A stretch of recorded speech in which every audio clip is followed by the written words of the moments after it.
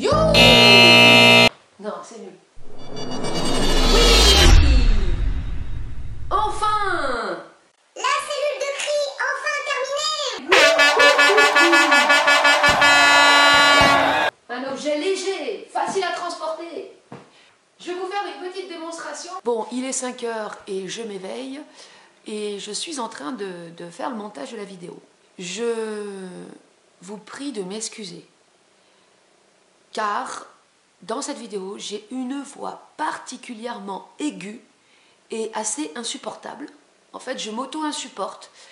Ce qui s'est passé, c'est que j'étais un peu plus loin de la caméra que d'habitude. Et en fait, j'ai fait comme les vieux. Vous savez, les vieux, quand ils vous appellent, comme vous êtes loin d'eux, en fait, ils imaginent qu'il faut parler fort. Mais moi, c'est pareil. Comme j'étais loin de l'appareil, je me dis, il faut parler fort. Et quand je parle fort, j'ai une voix super aiguë. Et c'est insupportable, franchement. D'avance, désolée. À un moment donné, je me retrouve dans ma chambre et je présente une pratique qui permet de dormir pour les insomniaques, pour les personnes qui ont du mal à s'endormir. Et c'est un truc qui fonctionne super bien. Donc écoutez ça parce que c'est intéressant. Comment le cri peut nous permettre de bien dormir. Comment le cri nous permet d'évacuer toutes nos tensions de la journée, tous nos non-dits, pour pouvoir se relâcher et pour pouvoir s'endormir facilement. Voilà. Je vous laisse et je vous dis à bientôt. Le tout premier, c'était ce truc-là que vous aviez vu en vidéo, ce gros machin. Ça reste aujourd'hui le modèle le plus performant en termes d'assonorisation. Son défaut, c'est qu'il est lourd, c'est qu'elle est, c'est une cellule, c'est une féminin, lourde et c'est pas pratique de se mettre ça sur la tête. Hein, vous voyez. Ah, faut faire comme ça. Waouh, qu'est-ce que ça fait du bien aux oreilles quand je fous ma tronche dans la cellule et qu'on m'entend plus. Ouh.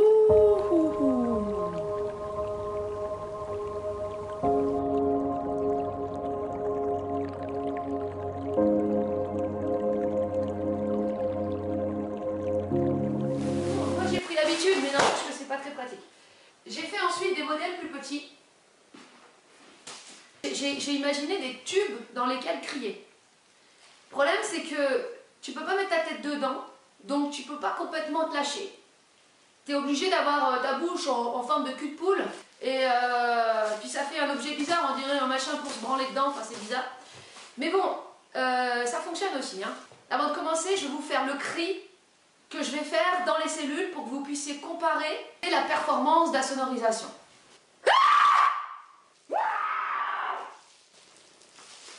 Ça, c'est pas mal efficace.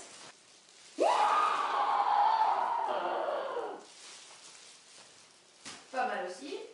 J'ai compris, après plusieurs trucs, qu'il fallait surtout assonoriser le fond. Parce que le son est dirigé et c'est dans le fond qu'il doit être absorbé. Donc là, il y a plein de... Je l'ai fait long parce qu'il y a plein de couches en fait, d'absorption.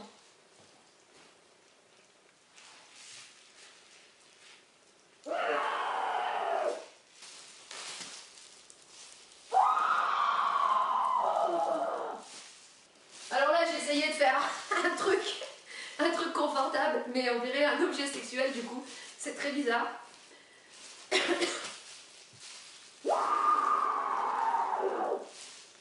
Ouais, pas mal. Et voilà, maintenant, l'objet terminé. Celui-là, c'est le modèle années 80. J'aime beaucoup le tissu. Tu mets ta tête, mais pas entièrement. Là, ça, par contre, ça peut faire une tête de Playmobil. Comme ça fait une tête de Playmobil. D'ailleurs, vous pouvez voir quand je parle. Là, je parle, et là, quand je parle dedans, je parle dedans, comme ça, on n'entend pas du tout.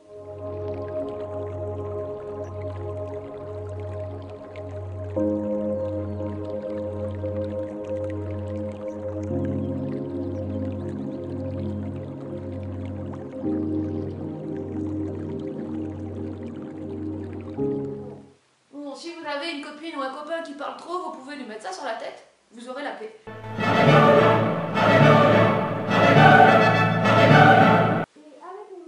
Avec les mains, vous allez plaquer contre votre tête pour pas qu'il y ait d'air qui passe. Donc ça s'adapte à la tête. Si vous avez une tête large, bon allez, c'est bon, on a compris.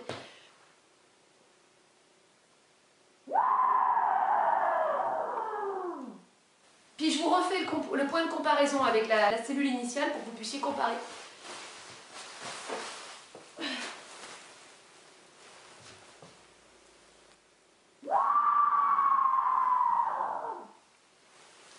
Voilà. Il y a quelques petites différences, mais grosso modo, ça c'est super efficace parce qu'en effet, il n'y a pas du tout d'air. C'est-à-dire que comme tu as la bouche qui est plaquée, il n'y a pas du tout d'air qui passe. Mais ça permet moins de se lâcher, moins de se défouler parce que ça te demande d'avoir la bouche cosseuse, c'est pas très... Mais bon, c'est pas mal, hein, ça dépanne bien. Maintenant, je vais vous faire une autre démo avec de la musique. Tant que tu as un peu peur de te faire entendre, tu te retiens, tu te contiens et tu peux pas vraiment te lâcher. Avec de la musique, il n'y a plus aucun doute que vous puissiez vous faire entendre en train de crier.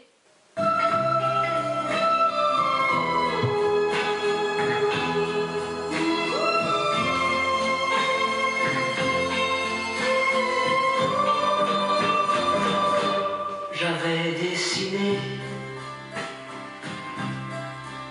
sur le sable son doux visage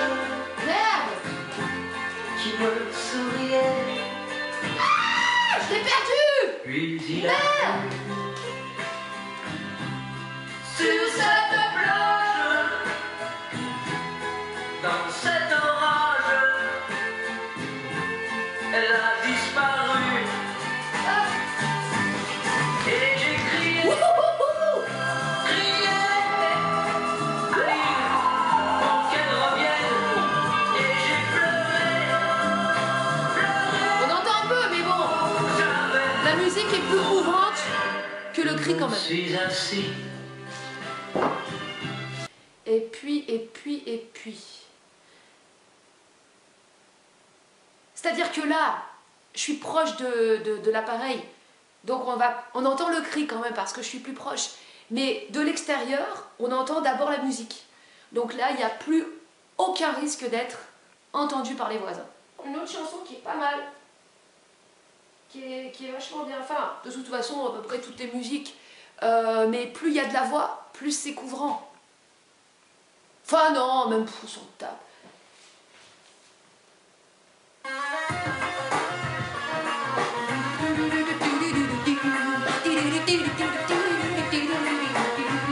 Ah bah je vais me mettre à côté de l'enceinte.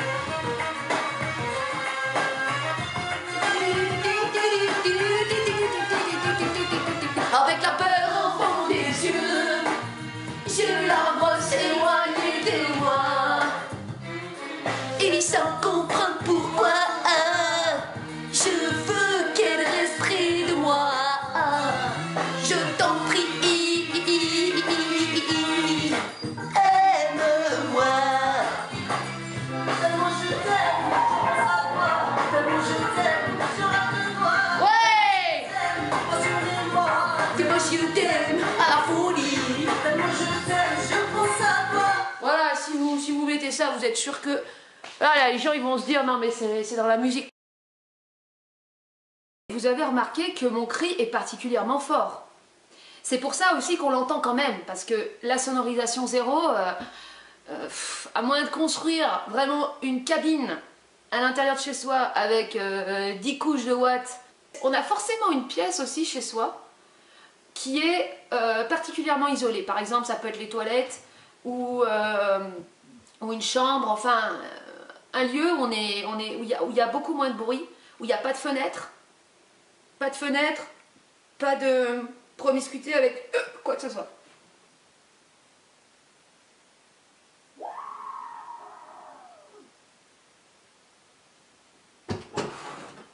Voilà, là j'ai refait le cri du début, hein, le cri bien fort. Maintenant, je vais vous parler de ce cri à faire avant de dormir. Hier, j'avais quelques difficultés à m'endormir. Je ressentais des tensions dans le cou En fait, souvent, quand j'ai du mal à m'endormir, c'est que je ressens des tensions que j'ai pas réussi à évacuer. En fait, quand on va se coucher, avant de se coucher et avant de s'endormir, on devrait se purger. Se purger de quoi? Se purger de toute cette matière de non-dits, de refoulement. Quand je dis les non-dits, c'est justement ce qui ne peut pas se dire. Ce sont des ressentis, des émotions que l'on aurait dû exprimer mais qu'on n'a pas pu exprimer parce qu'on les a retenus. Et nous retenons quotidiennement énormément d'émotions, énormément de ressentis parce qu'il y a en nous ce système de contrôle, ce qui a été appelé le surmoi par la psychanalyse. Et ce contrôle, ce surmoi, il est toujours là pour empêcher que ça déborde trop, qu'on déborde trop. Donc en fait, quotidiennement, on se contient. Mais même si on vit seul, c'est-à-dire que le simple fait par exemple, d'être énervé parce qu'on n'arrive pas à faire quelque chose, le fait de ne pas extérioriser cet énervement, parce que voilà, on ne va pas gueuler toutes les 5 minutes, ça nous fait garder en nous une matière émotionnelle qui va ensuite se diffuser dans le corps sous forme de tension. Bon, pour les pensées, c'est la même chose, c'est-à-dire que les mots sont l'expression de nos mots, en fait. Toutes ces pensées dans nos têtes, c'est toute cette matière émotionnelle qui n'a pas pu être exprimée, qui va dans la tête et qui se transforme en pensée, en mots. Tout ce que tu n'as pas pu dire, tous tes non-dits se transforment en mots dans ta tête. Donc, avant de se coucher, en fait, on devrait se purger de tout ça. Donc, ce que je fais, j'ai trouvé un truc hier. C'est tout frais, je viens juste de le trouver. Je l'ai testé moi-même, je l'ai expérimenté. Le fait d'être vertical fait circuler l'énergie, parce qu'en fait l'énergie, elle circule en partant du bas. Je le sens, l'énergie, qu'elle part du bas et qu'elle remonte comme ça. La verticalité, ça va permettre de créer une reconnexion entre le haut et le bas. Parce que le problème quand on est dans notre tête, c'est qu'on est coupé du bas. Voilà, c'est ça. Donc, on n'est que là-dedans. On n'est plus dans le reste. Donc, la verticalité va permettre cette reconnexion. Ça ne se fait pas quand on est couché. Quand on est couché, on est prédisposé à laisser partir notre âme. C'est pas le même truc. Donc, je me mets dans cette position et je me concentre sur ma respiration. D'ailleurs, si vous voulez un truc pour dormir sans avoir à faire ça, là, vous vous concentrez sur votre respiration, vous vous focalisez toute votre attention sur la respiration. Ça, c'est ce qui fonctionne le mieux. Alors, plutôt que de penser à des trucs, faut rien penser, enfin, faut se focaliser sur un truc qu'on entend. Tu entends ta respiration, tu te focalises dessus et c'est tout.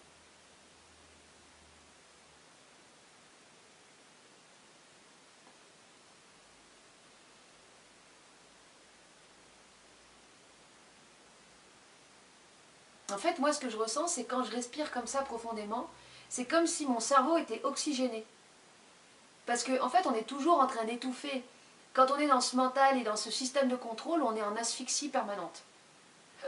D'ailleurs, c'est marrant, hein, la symbolique par rapport à la maladie, le Covid. Les gens, ils asphyxient. C'est notre condition. On asphyxie. Donc là, par la respiration, tu vas réoxygéner ta tronche et tu vas voir, ça va te faire le vide. Ça fait le vide, naturellement. Le truc avec ça, c'est que vous allez donner un son, vous allez mettre un son à tous vos non-dits de la journée. Vous allez donc, dans un premier temps, vous vous recentrez sur vous-même, vous vous intériorisez par la respiration.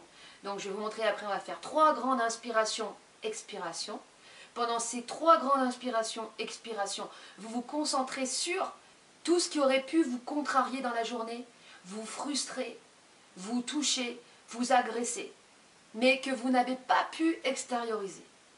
Vous vous concentrez dessus, mais sans l'intellectualiser, simplement en le ressentant. Et ensuite, par le cri, vous allez donner un son, comme si vous alliez matérialiser. Le son, c'est de la matière. Matérialiser toute cette matière refoulée. Voilà.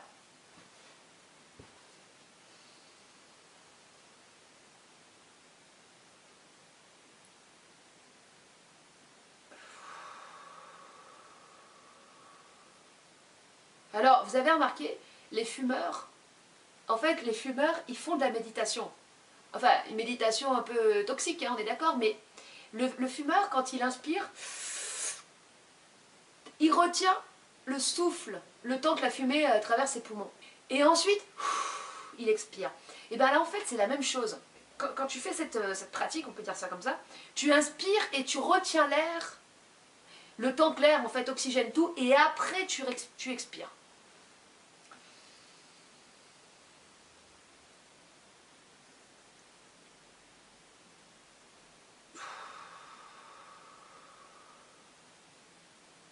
Donc ça, vous le faites 3 fois. La dernière fois, ce que vous allez faire, on va dire la 4e fois, vous allez donc inspirer, une grande inspiration, garder l'air et ensuite, gueuler dans la boîte, enfin dans la cellule, et donner un son à votre frustration.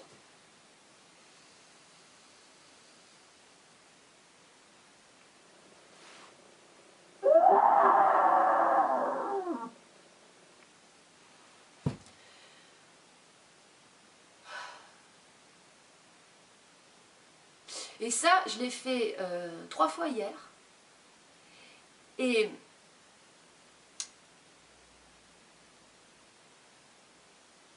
ça m'a fait du bien.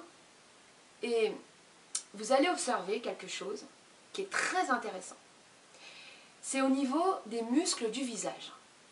Vous allez le sentir.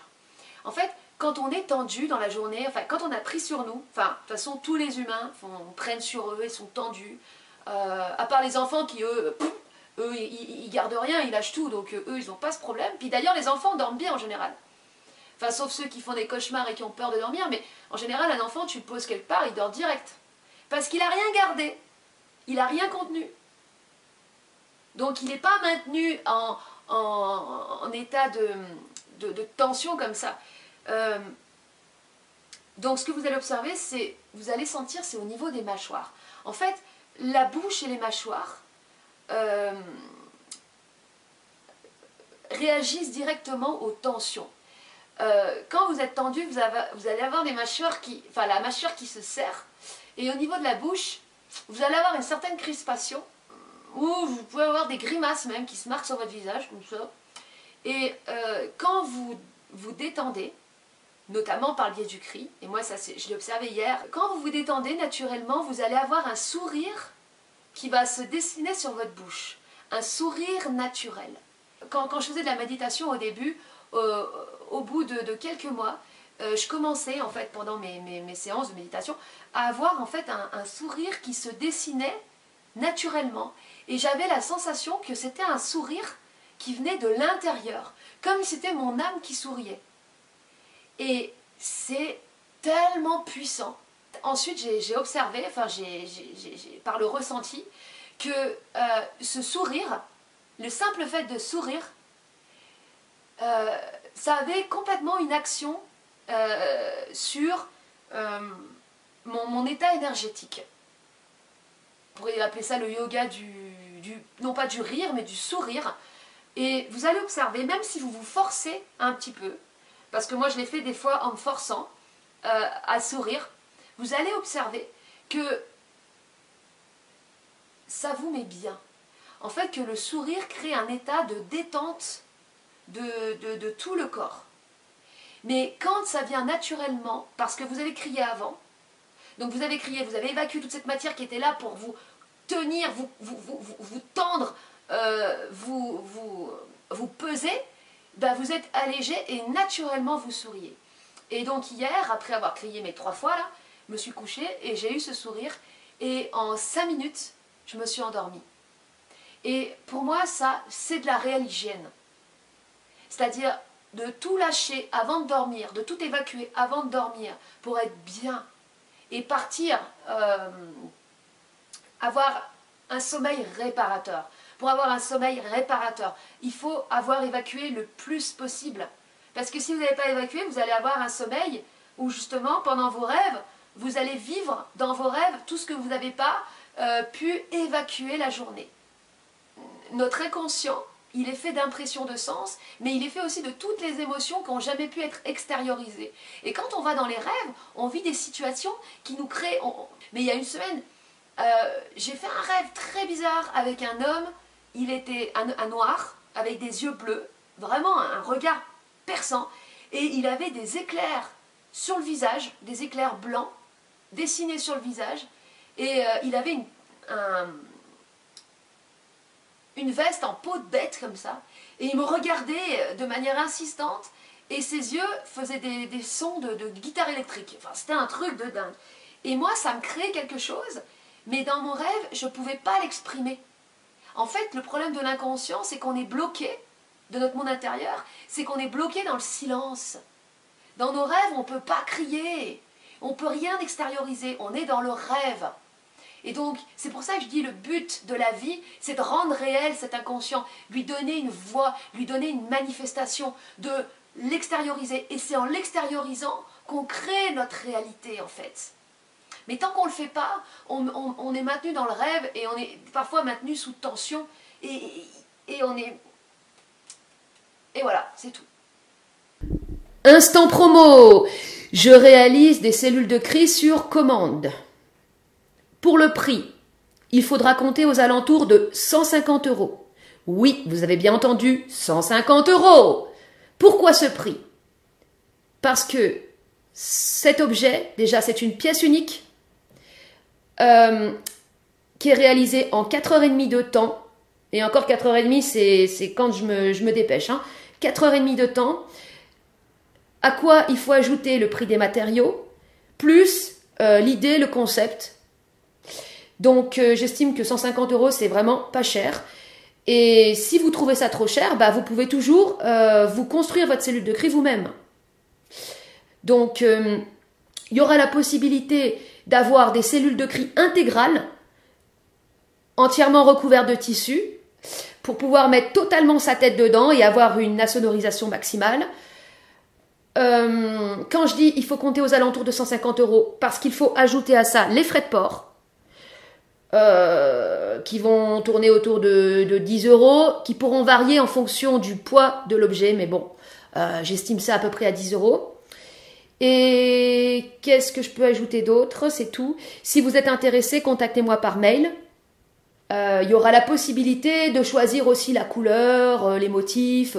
Si vous voulez avoir une cellule de cri avec des têtes de mort dessus, enfin bon, voilà, ça peut se faire. Je pensais en faire une, là, la prochaine, en version futuriste, avec du tissu argenté, comme les combinaisons des astronautes de la NASA. Enfin, les déguisements plutôt, parce que qui a pu croire qu'on ait pu aller sur la Lune avec des trucs pareils? Non, mais c'est génial. Voilà, je vous dis à bientôt pour une prochaine vidéo qui traitera des baptêmes de cris que je vais organiser ici à la montagne. Wow, wow, wow! Allez, à la prochaine.